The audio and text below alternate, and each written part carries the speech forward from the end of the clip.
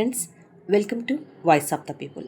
ఈ రోజుకి ఓ డాక్టర్ చనిపోయి సరిగ్గా 40 ఏళ్ళు అవుతోంది. అయినా సామాజిక కార్యకర్తగా, హక్కుల నేతగా, వైద్యుడిగా, పిల్లల వైద్యుడిగా అతను చేసిన కృషిని ఇంతకాలం తర్వాత కూడా చాలామంది గుర్తు చేసుకుంటూ ఉంటారు. అంత గొప్ప డాక్టర్ 53 ఏళ్లకే హత్య చేయబడ్డాడు. అది కూడా పట్టపగలు ఒక సమూహం సాక్షిగా చంపబడ్డాడు. ఒక మంచి కోసం, ఒక మార్పు కోసం తపనబడ్డ ఆ డాక్టర్ ఎవరో కాదు, డాక్టర్ రామనాథం. ఈరోజు డాక్టర్ రామనాథం వర్ధంతి. ఈ సందర్భంగా తను చేసిన కృషిని ఓసారి గుర్తు చేసుకుందాం. ఎందుకు ప్రాణాలు కోల్పోయాడో మననం చేసుకుందాం. ఆయన చేసిన ప్రయాణాన్ని కొత్త తరాలకు పరిచయం చేద్దాం.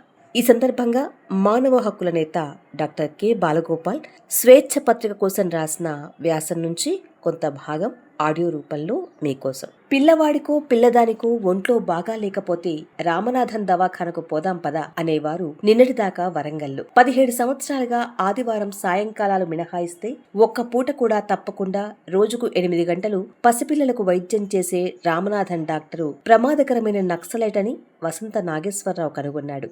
కానీ తమ పిల్లలకు దగ్గొచ్చినా, కడుపునొచ్చినా ఆయన దగ్గరకు మోసుకొచ్చే కూలినాలి స్త్రీలు ఈ మాట వింటే ఆశ్చర్యపోతారు. ఆయనకు ఎంతో మంది శత్రువులు, ఎవరైనా చంపి ఉండొచ్చంటారు వరంగల్ జిల్లా పోలీస్ సూపరింటెండెంట్. సాయంత్రం అయితే ఆయన క్లినిక్ బయట పిల్లాడిని ఎత్తుకొని ఇంకా రాలేదే డాక్టర్ సాబ్ అని ఎదురు చూసే తల్లులకు ఓర్పు చెదరని ఆ ముఖం కోసం ఒత్తులు పెట్టుకుని చూసే కళ్లే తప్ప ఆయన్ను ద్వేషించే కళ్ళుంటాయని తెలీదు.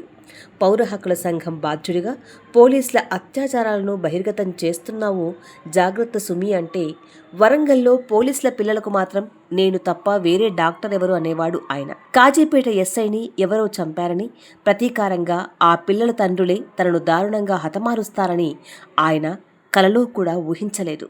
డాక్టర్ రామనాథం కేవలం వైద్యుడే కాదు, ఆయన అన్యాయాన్ని బలంగా వ్యతిరేకించిన మానవతావాది.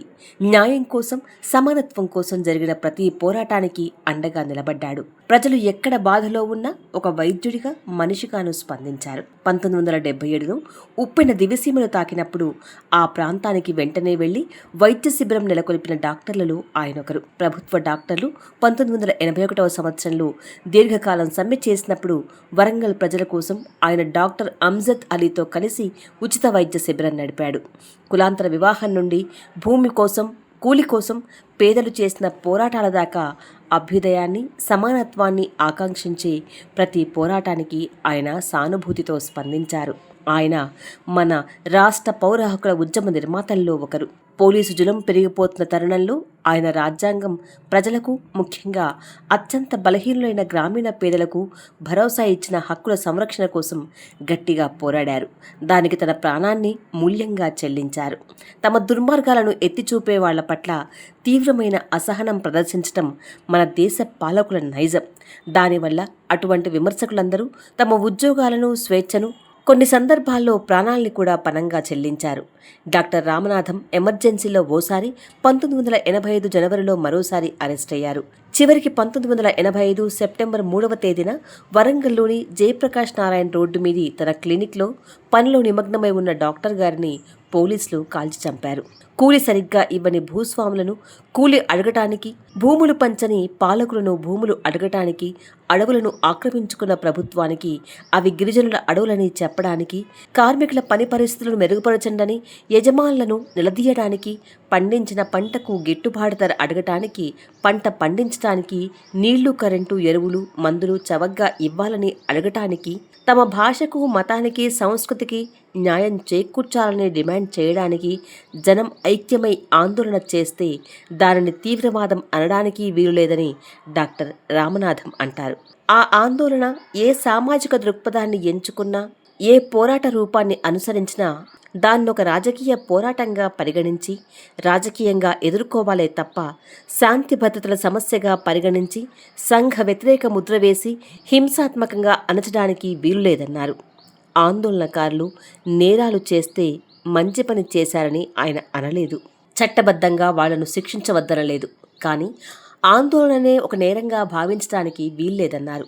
ఇవన్నీ ఆయన నమ్మాడు కాబట్టి పౌర హక్కుల సంఘం నిర్మాతల్లో ఒకడై వరంగల్ జిల్లా శాఖ అధ్యక్షునిగా, రాష్ట్ర ఉపాధ్యక్షునిగా బాధ్యత స్వీకరించి పనిచేశారు. వరంగల్లో అత్యంత జనాదరణ పొందిన పిల్లల డాక్టర్గా తన విధి నిర్వహణను కొనసాగిస్తూనే పౌర హక్కుల పరిరక్షణ గురించి తపన చెందారు, కృషి చేశారు. ఈ కృషి గిట్టని వరంగల్ జిల్లా పోలీసు యంత్రాంగం కాజీపేట ఎస్ఐ యాదగిరిరెడ్డి మృతదేహాన్ని ఊరేగింపుగా తీసుకుపోతూ ఆ రోడ్డు మీదున్న డాక్టర్ గారి క్లినిక్ మీద దాడి చేసింది. క్లినిక్ ను ధ్వంసం చేయడంతో పాటు ఆయన కాల్చి చంపారు. ఈ ఊరేగింపుకు నాయకులు వరంగల్ రేంజ్ డీఐజీ జనకరాజ్ తివారీ, జిల్లా ఎస్పీ అరవిందరావు. హంతకుల బృందానికి సారథులైన ఈ ఇద్దరిని గాని, అందులో భాగస్వాములైన ఇతర జిల్లా పోలీస్ అధికారులను గాని ఇప్పటిదాకా అరెస్ట్ చేయలేదు, కనీసం విచారించలేదు. ఎఫ్ఐఆర్ రాసిన క్షణమే ఈ కేసు మూతపడింది.